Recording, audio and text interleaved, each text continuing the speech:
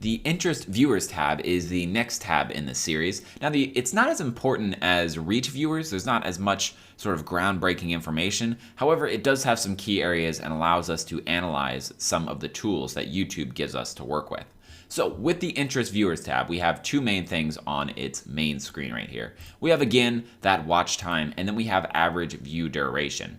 Now, on a channel that isn't mine, this might be a little bit more important, because if you're making vlogs, you definitely want this to go up. However, if you notice, through almost my entire lifetime, this has stayed at right about 2 minutes and 10 seconds, and that's just the typical time people watch a tutorial. A lot of people come to a tutorial and they scroll through, they find what they need, and they sort of move on. And because of that, it's kind of hard to get this to push up any farther. Now, I could make longer form content, and that's something that I am actually planning on doing to see if I can bump this up just a little bit over time. But this will be very important if, again, you're releasing vlogs and you can see that as you're releasing them over time, or even gaming videos, especially gaming videos, if you have like 30, 40, 50-minute long videos, you want to see if people are actually watching the entire thing or if they're just watching a minute or two and then moving on to something else. So that would be a very important screen.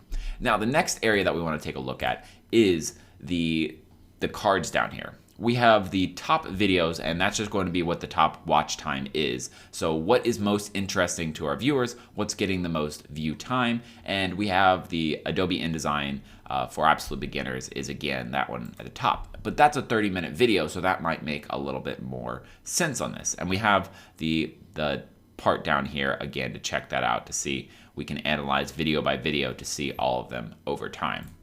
We can also change this around average view duration, to see which one is the most viewed on average. And again, the average duration is 7 minutes and 23 seconds on that one, so it is quite a bit more than the rest of them. On these other ones, we have the ability to check out how our tools on YouTube are doing. So we have the ability to add end screens and to add cards on our videos. And from here, we can check to see how well they are working.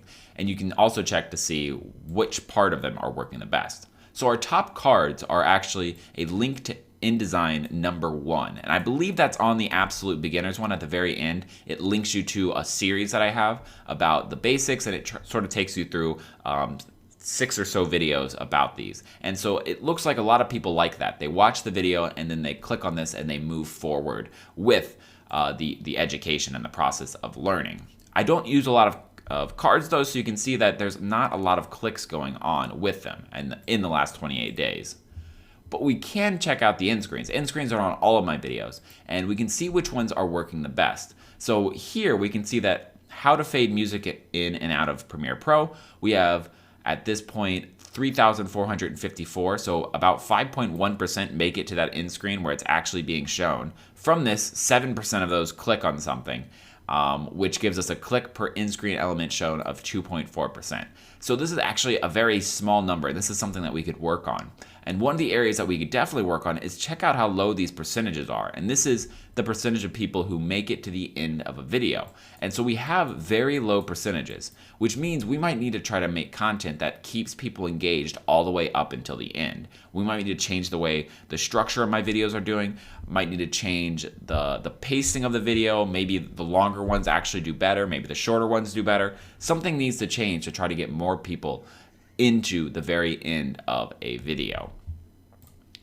The next part out here is by the end screen element, and this is where statistics can be a little bit of a lie. So here we have something that looks like the subscribe button is what most people click. However, if we check the statistics, we can see that it's actually a sort of an outlier. We have only 57 elements shown and there was 1 click, and therefore it just sort of erroneously creates this high percentage, where if we actually put this out more, it might be less of a percentage point. So these are definitely enough information where they're probably pretty consistent. But this one we might want to raise an eyebrow at it. But we can check out.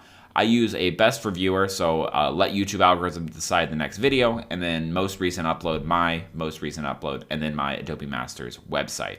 And you can see that there's not really a big difference between best for viewer and most recent upload. Now, YouTube wants us to keep their content, keep people on the website. So that's why I use best for viewer, because maybe they don't want to watch another one of my videos, but maybe YouTube has a good recommendation for the next video. If we can keep them on YouTube appreciates it. Again, you get a little bump in those algorithm scores. And then most recent upload, again, trying to keep it on my channel, associated website.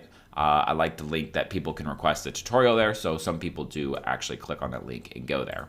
Overall, though, this, again, like you see, it's not as important as reach viewers, but there are some little things that we can find from this, some little areas that we can make some judgments on, and we can figure out what the next steps might be, especially with, that area of how many people make it to our end screen, how interesting is our content.